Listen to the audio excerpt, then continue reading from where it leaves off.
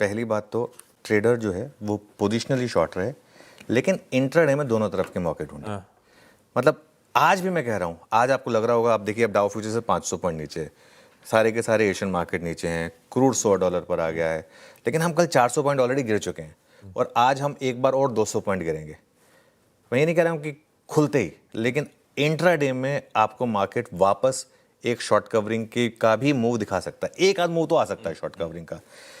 Short करने के लिए आपको मंगलवार जैसे रैली आई थी ना, उसके बाद जैसे वो कल फेल हुई, आपको उसका वेट करना होगा। अगर आपने अब तक शॉर्ट नहीं करा, अभी अगर आपने शॉर्ट किया हुआ तो आप कैरी करें, उसमें कोई दिक्कत नहीं है। हाँ, ओवरनाइट अपनी पोजीशंस को हेज कर लें, भले ही बहुत नीचे के पुट्स बेच दें। अगर आप ऑलरेडी शॉर्ट कैरी कर रहे हैं तो कॉल लेके कोई फ़ायदा नहीं है हेज करने के लिए, क्योंकि ऑप्शंस काफ़ी महंगे हैं और जहाँ रैली शॉर्ट हो वहीं शॉर्ट करने का रहता है। कल हमने दो बातें की थी निफ्टी पर, इंट्राडे में एक लॉन्ग की भी बात थी लेकिन वो नहीं चली।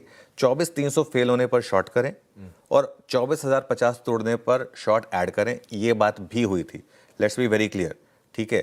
और इंट्राडे में बैंक निफ्टी की हमारी लॉन्ग ट्रेड जरूर फेल हुई, उसमें स्टॉप लॉस लग गया, कोई बात नहीं। लेकिन देखिए क्या है ना, आप सब कुछ नहीं पकड़ पाएंगे। हमने एक जो बड़ा व्यू लिया हुआ है शॉर्ट साइड का, वो कंटिन्यू कर रहा है और उसमें बड़ा पैसा बन रहा है।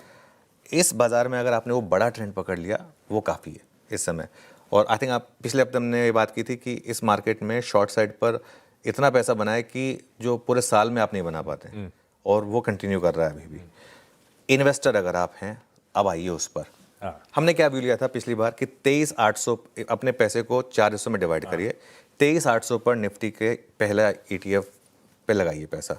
वो 23,800 उस दिन आया था, उस दिन हमने बात की थी, वो हो गया था। अगला हिस्सा कहाँ लगाना है? 23,000 पर। अब जरूरी नहीं कि 23,000 आए, ना आए तो अच्छी बात है, बार बार मैं बात कर रहा हूँ, एक ही ट्रांच लगी रह जाए तो अच्छी बात है। अगर आ गया 23,000 तो फिर वो मौका होगा। अब हो गई बात दूसरी ट्रांच की, तीसरी और चौथी कहाँ लगाएं? सुन के आपको हैरानी होगी, मेंटली प्रिपेयर रहें 22,000 और 21,000 के लिए, ठीक है। अब मैं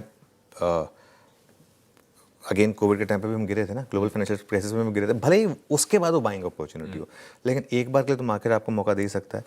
अगेन जरूरी नहीं है कि ये लेवल्स आएँ, लेकिन और जरूरी ये भी नहीं कि बाजार यहाँ रुक जाए। हाँ। हो सकता है उसके बाद 20,000 भी आ जाए, अगर ये वॉर लंबी खिंच गई और अगर क्रूड 200 चला गया, वाकई में क्रूड 200 चला गया तो 21,000 पे भी नहीं रुकेंगे हम।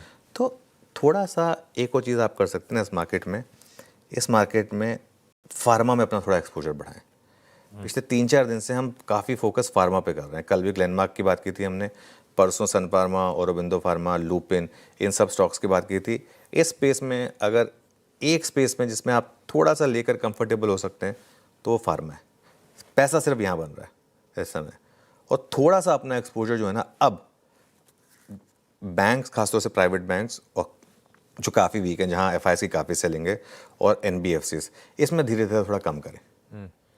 ये इनमें नीचे लेवल पे बड़ा पैसा लगाने के मौके आएंगे, लेकिन एक बार के लिए तो लग रहा है कि मार्केट, क्योंकि इन स्टॉक्स ने काफ़ी बड़ी रैली देखी तो यहाँ पर काफ़ी प्रॉफिट है लोगों के, थोड़ा सा मुझे लग रहा है कि यहाँ पर आपको थोड़ा सा रिस्क ऑफ करना पड़ेगा और थोड़ा सा यहाँ पर आपको अपना पैसा विड्रॉ करना पड़ेगा। नहीं, बिल्कुल ठीक है। इंटरेस्ट